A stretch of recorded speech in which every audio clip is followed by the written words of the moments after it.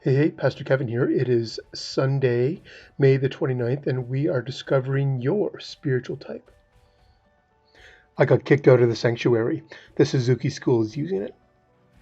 And of course, we're going through the work of Corinne Ware and her spirituality wheel. And we just spent the first 4 sessions going through each of the 4 types. And many folks, you go through the spirituality wheel, you think you have to be one type, but that's not the case at all. In fact, you probably have many types. One is stronger than the other, but you probably can relate to all 4 in some way. And that's a good thing, because if you only relate to one type, then that means you are not a whole person. She makes the point that the spirituality wheel is meant to bring a sense of wholeness, but also understand where you are specifically, where one is stronger than the other, but also maybe you want to look at areas where you are not so strong. Like for me, the lower quadrant, the affective cataphatic, is not a strong one for me. So she recommends me exploring that a little bit more to see why not. Why do I like to live in my head so much, and why don't I engage the heart spirituality so much? And so that's a challenge she's laid on to me. And for me, exploring the affective cataphatic or the heart spirituality, I do that in my own way. Like even though most of the songs we sing at church, the praise songs, they're all affective cataphatic. They're all heart spirituality. It's all about a personal relationship with Jesus, and that's great. But not all of us understand God that same way.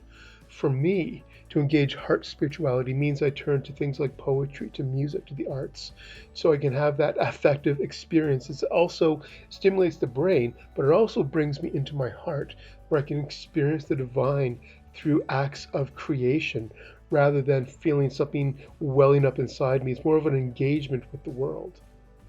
And also, when I engage my heart side, I become a much more whole person. And then I move into the affective apophatic piece, which is the mystical spirituality. And that's another one that I gravitate to very easily. And to not would say counteract that, but to build on that is to move up to the left-hand quadrant, the speculative apophatic, and that is the activist, to make sure that my faith isn't just about me and my relationship with God, but that my faith actually goes into the world and does something in Jesus' name that brings healing and peace and justice and love and forgiveness into the world in a very active, concrete way. And then move back into the speculative cataphatic, where I get to think my big thoughts and read my big books, where I naturally gravitate to, because that's where a place where I live very easily. After all, I got a doctorate for fun.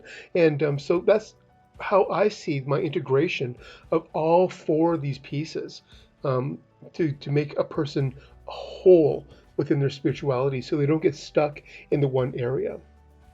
So where do you gravitate to in the spirituality wheel?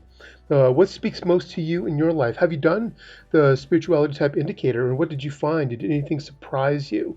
Did anything affirm you or challenge you?